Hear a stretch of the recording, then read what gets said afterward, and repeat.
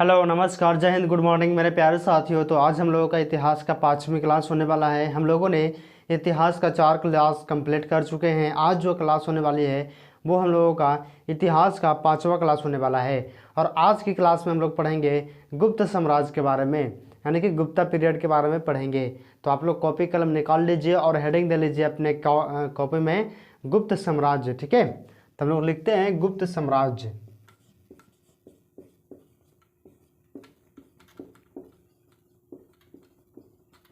गुप्त साम्राज्य,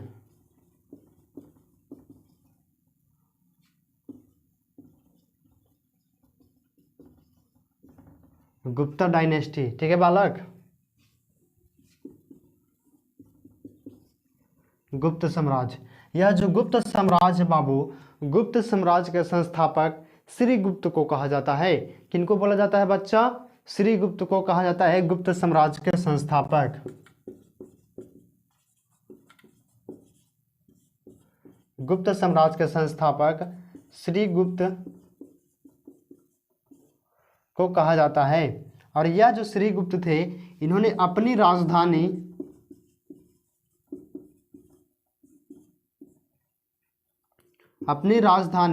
पाटलिपुत्रा में बनाए थे।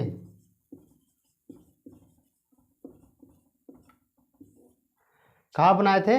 पाटलिपुत्रा में। इन्होंने अपनी राजधानी जो बनाए थे वो पाटलिपुत्रा में बनाए थे। देखिए, गुप्त साम्राज्य हम लोग पढ़ रहे हैं। गुप्त साम्राज्य का संस्थापक श्री गुप्त को कहा जाता है। और श्री गुप्त ने अपनी राजधानी जो बनाए थे वो पाटलिपुत्रा में बनाए थे। अपनी राजधानी पाटलिपुत्रा को जो है वो अपनी राजधानी बनाए थे। गुप्त साम्राज्य के प्रथम महान शासक चंद्रगुप्त प्रथम थे। कौन थे बच्चा? चंद्रगुप्त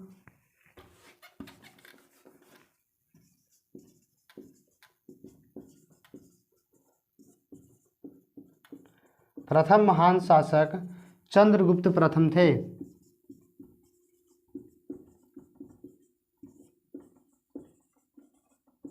चंद्रगुप्त प्रथम थे, जिनका समय काल 319 एडी से 355 एडी तक चला था। कितना था इनका समय काल? 319 एडी से 355 एडी तक इनका समय काल जो वो चला। ठीक है, देखिए हम लोग पढ़ रहे हैं गुप्त साम्राज्य। गुप्त साम्राज्य के संस्थापक श्री गुप्त को कहा जाता है। और इन्होंने अपनी राजधानी पाटलिपुत्रा में बनाई थी। किसको बनाई थी अपनी राजधानी? पाटलिपुत्रा को, जो पाटलिपुत्रा जो है उसकी अपनी राजधानी बनाए थे। और देखिए, गुप्त साम्राज्य के प्रथम महान शासक चंद्रगुप्त प्रथम थे, जिनका समय काल 319 से 355 एडी तक चला। एडी के मतलब होता है बच्चा समय एकदम सीधा चलेगा, और बीसी का मतलब होता है समय उल्टा चलेगा। तो 319 के बाद 55 आएगा ना, 319 के बाद 20, 21, 22, 23, 24, 25 इस प्रकार से समय चलेगा। तो इनका जो समय काल था वो 319 एडी से 355 एडी तक चला। बच्चा यहाँ तो कोई दिक्कत है आप लोगों को? अगर दिक्कत होगा आप लोग कमेंट के माध्यम से बोल सकते हैं कि हाँ सर हमें यहाँ पे दिक्कत है। मैं उस चीज़ को फिर से समझाने की कोशिश करूँगा, एक अलग वीडियो में फिर लाऊंगा उसको और अच्छे से समझाने की कोशिश करूँगा। ठीक है, तो देखिए इसका आप लोग स्क्रीनशॉट ले लीजिए, उसके बाद हम लोग आगे बढ़ते हैं। आप लोग स्क्रीनशॉट ले लिए होंगे। अब हम लोग क्या करते हैं, इसको मिटा लेते हैं और फिर क्या करेंगे, आगे बढ़ेंगे। तो थोड़ा सा मिटा लेते हैं इसको। ठीक है,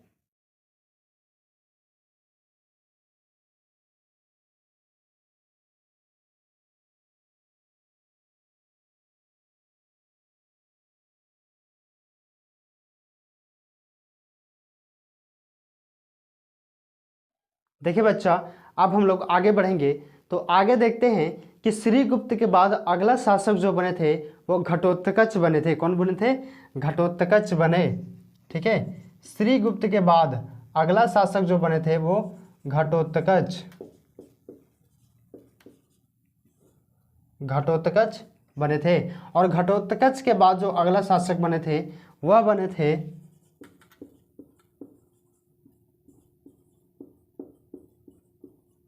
घटोत्कच के बाद अगला शासक बने जो वह समुद्रगुप्त बने थे। समुद्रगुप्त बने। यह जो घटोत्कच हैं यह श्रीगुप्त के बाद बने थे। श्रीगुप्त कौन थे? तो गुप्त साम्राज्य के संस्थापक थे श्रीगुप्त। और उनके बाद जो शासक बने थे वो बने थे घटोत्कच।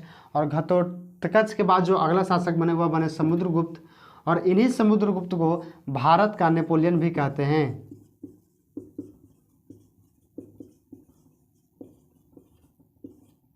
क्या बोलते हैं? भारत का नेपोलियन कहते हैं। भारत का नेपोलियन किसे कहा जाता है? तो समुद्रगुप्त को कहा जाता है। हमारे एग्जाम में क्वेश्चन पूछे जा सकते हैं कि बताइए इनमें से कौन भारत का नेपोलियन है। ऑप्शन दिया रहेगा समुद्रगुप्त, यानी कि हम लोगों का सही आंसर हो जाएगा समुद्रगुप्त। ठीक है, तो जहाँ पे समुद्रगुप्त लौके वहाँ पे टिक कर दीजिएगा। तो भारत का नेपोलियन किसे बोला जाता है बच्चा? समुद्रगुप्त को बोला जाता है। और समुद्रगुप्त के बाद अगला शासक जो बने थे वो 375 एडी में चंद्रगुप्त द्वितीय बने। कौन बने? समुद्रगुप्त के बाद अगला शासक बने थे वो 375 एडी में चंद्रगुप्त द्वितीय बने थे।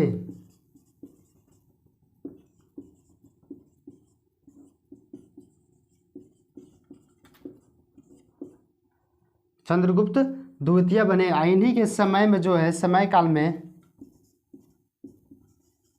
चीनी यात्रा फाहियान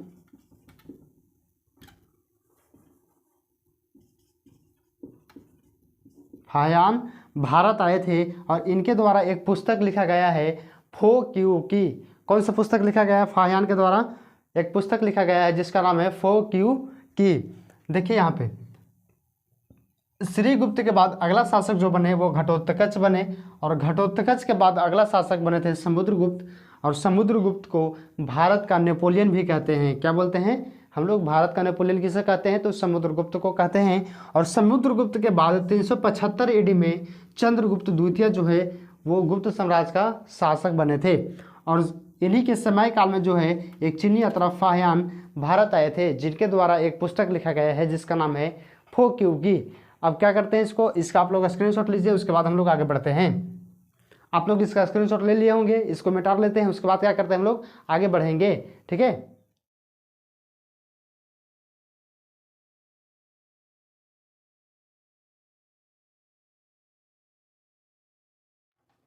अब हम लोग आगे बढ़ेंगे तो आगे देखते हैं कि चंद्रगुप्त द्वितीय का जो उत्तराधिकारी बने थे वह बने थे कुमारगुप्त। कौन बने? कुमारगुप्त बने थे। यहाँ पे लिख लेते हैं कि चंद्रगुप्त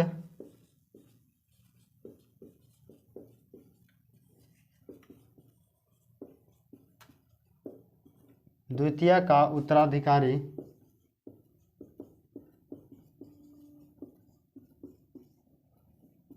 कौन बने बच्चा? तो कुमारगुप्त बने थे।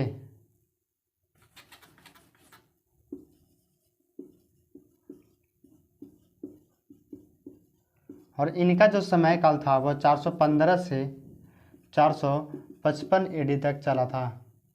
कितना चला था? 415 एडी से 455 एडी तक चला।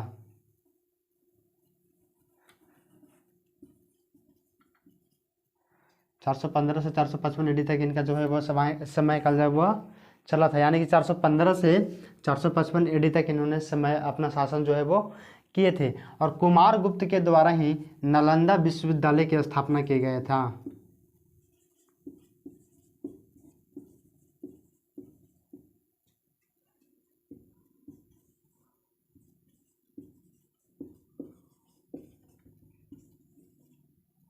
नालंदा विश्वविद्यालय की स्थापना। ठीक है, कुमारगुप्त के द्वारा क्या किया गया था? नालंदा विश्वविद्यालय का जो है वो स्थापना किया गया था। देखिए चंद्रगुप्त द्वितीय के उत्तराधिकारी कौन बने? कुमारगुप्त बने, जिनका समय काल जो है 415 से 455 एडी तक चला। और कुमारगुप्त के द्वारा ही नालंदा विश्वविद्यालय की स्थापना किया गया था। उसके बाद हम लोग आगे देखते हैं कि गुप्त साम्राज्य का अंतिम शासक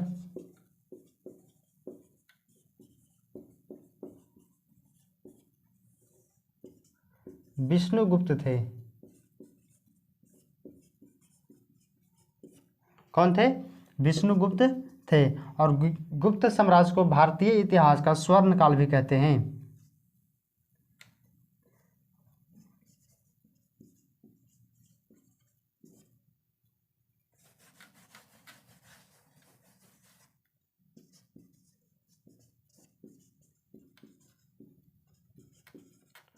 गुप्त साम्राज्य को भारतीय इतिहास का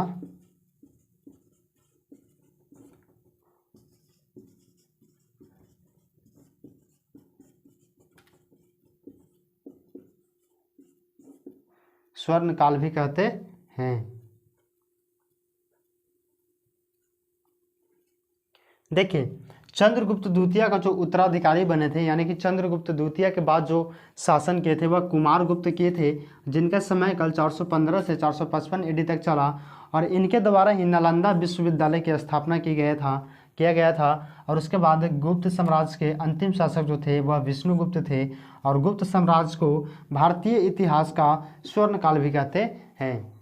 ठीक है, यहाँ तक आप लोगों की कोई दिक्कत है? उसके बाद क्या करते हैं हम लोग, इसको मिटार लेते हैं और हम लोगों का गुप्त साम्राज्य जो था वह यहाँ पे ख़त्म हो जाता है, समाप्त हो जाता है। उसके बाद हम लोगों का वैदिक सभ्यता चालू होगा। तो इसका आप लोग स्क्रीनशॉट लीजिए, उसके बाद हम लोग आगे बढ़ते हैं। आप लोगों ने स्क्रीनशॉट ले लिए होंगे, तब हम लोग क्या करते हैं, आगे बढ़ते हैं।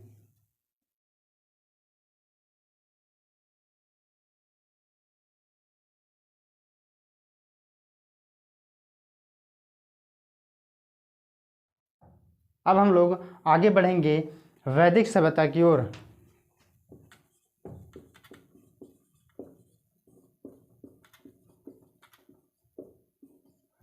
वैदिक सभ्यता को दो भागों में बांटा गया है, ऋग वैदिक काल और दूसरा है उत्तर वैदिक काल।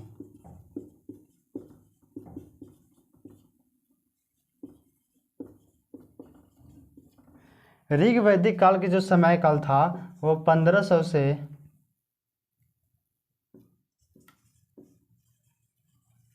1000 BC तक चला। ठीक है, और इसका जो समय काल था वह 1000 से 600 BC तक चला था। देखिए, ऋग वैदिक काल में 3 ही वेद थे। कौन कौन? ऋग्वेद, यजुर्वेद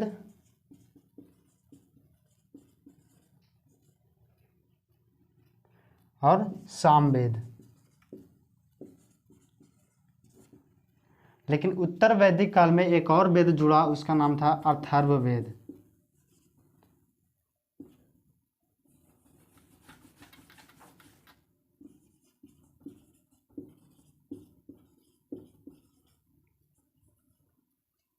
ठीक है, देखिए, वैदिक सभ्यता हम लोग पढ़ रहे हैं, तो वैदिक सभ्यता को दो भागों में विभाजित किया गया है। पहला का समय काल जो था वो 1500 से 1000 BC तक चला, और दूसरा का समय काल 1000 से 600 BC तक चला था। तो यहाँ पे देखिए कि जो ऋग वैदिक काल है, इसमें जो है 3 ही वेद थे, ऋग्वेद, यजुर्वेद और सामवेद। लेकिन उत्तर वैदिक काल में अथर्ववेद की रचना हुई थी। ठीक है, और वेदों की रचना जो है, वेद जो है अपरुषेय है। अपरुषेय का मतलब होता है कि वेदों की रचना किसी पुरुष के द्वारा नहीं किया गया है, अतः इसकी रचना ईश्वर के द्वारा किया गया है। जब यह तीनों वेद लिखा गए थे, तो इन तीनों वेदों को लिखने के बाद 600 सालों के बाद जो है अथर्ववेद की रचना हुई थी। कितने सालों के बाद? 600 सालों के बाद जो है अथर्ववेद की रचना हुई थी। अब इसका जो है स्क्रीनशॉट आप लोग ले लीजिए, उसके बाद हम लोग क्या करेंगे, आगे बढ़ेंगे। ठीक है, तो आप लोगों ने इसका स्क्रीनशॉट ले लिए होंगे। अब हम लोग क्या करते हैं, आगे बढ़ते हैं।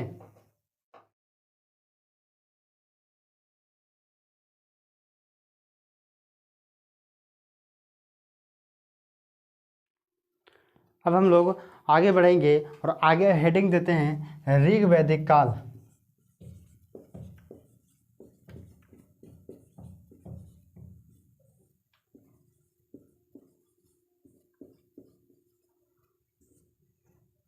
तो इसका प्रमुख स्रोत जो था वो वेद था।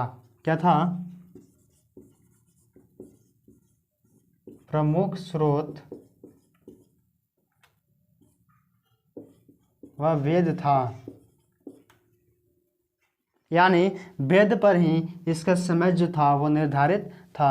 ऋग्वैदिक काल का जो प्रमुख स्रोत था वो कौन था? वेद था, यानी कि इसका जो समय निर्धारण था वो वेद पर ही था। उसके बाद जब आगे बढ़ते हैं तो ऋग वैदिक काल को वैदिक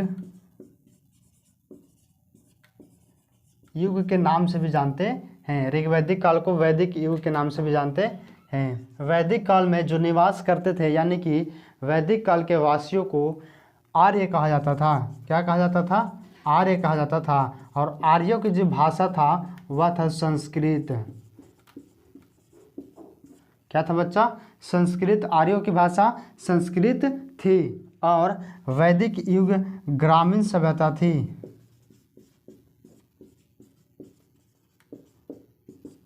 कैसी सभ्यता थी? ग्रामीण सभ्यता थी। हम लोग पढ़ रहे हैं ऋग वैदिक काल। ऋग वैदिक काल का प्रमुख स्रोत वेद था, यानी कि इसका समय निर्धारण वेद पर ही था। और ऋग वैदिक काल को वैदिक युग के नाम से भी जानते हैं। और वैदिक युग के वासियों को आर्य कहा जाता है। और आर्यों की जो भाषा थी वो कैसे थी? संस्कृत थी। और इसको यह जो वैदिक युग है यह कैसी सभ्यता थी?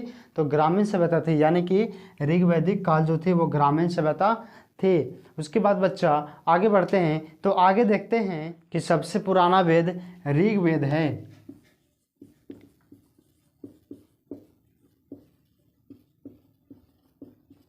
सबसे पुराना वेद कौन सा है?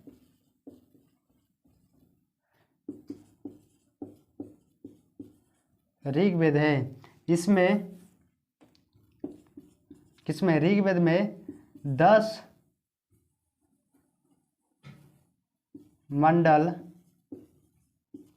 1028 सूक्त और 10,580 ऋचाएँ हैं। देखिए ऋग्वेद में 10 मंडल, 1028 सूक्त और 10,580 ऋचाएँ हैं। ऋचाएँ अधिकता होने के कारण ही इसे ऋग्वेद के नाम से जानते हैं। ऋग्वेद के तृतीय मंडल के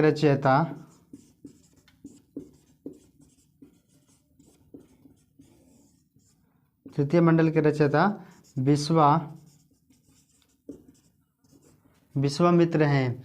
और विश्वामित्र जो हैं ऋग्वेद के तृतीय मंडल के रचयिता हैं। और तृतीय मंडल इसी में जो है तृतीय मंडल में जो है हम लोगों का गायत्री मंत्र मिलता है। और गायत्री मंत्र जो है वो सूर्यदेव को समर्पित है। तो देखिए अब समझते हैं हम लोग कि ऋग्वैदिक काल। तो ऋग्वैदिक काल के प्रमुख स्रोत जो था वो वेद था, यानी कि इसका जो समय निर्धारण था वह वेद पर ही था। और ऋग्वैदिक काल को वैदिक युग के नाम से भी जानते हैं। और वैदिक युग के वासियों को आर्य कहा जाता है। और आर्यों की भाषा संस्कृत थी। और वैदिक युग को ग्रामीण सभ्यता के नाम से भी वैदिक युग ग्रामीण सभ्यता थी। कैसी सभ्यता थी? ग्रामीण सभ्यता थी। उसके बाद देखते हैं कि सबसे पुराना वेद जो है वह ऋग्वेद है, जिसमें 10 मंडल, 1028 सूक्त, 10,580 ऋचाएँ हैं। और ऋग्वेद के तृतीय मंडल के रचयिता विश्वामित्र हैं। और तृतीय मंडल में ही हम लोगों का प्रसिद्ध गायत्री मंत्र जो मिलती है, जो किसके लिए समर्पित है? तो सूर्यदेव को समर्पित है। और यहीं पर जो है हम लोगों का वैदिक सभ्यता समाप्त होती है और क्लास भी समाप्त होती है। तो मिलते हैं अगले क्लास में, नई क्लास में नई जोश के साथ। इसी के साथ जय हिंद, जय भारत।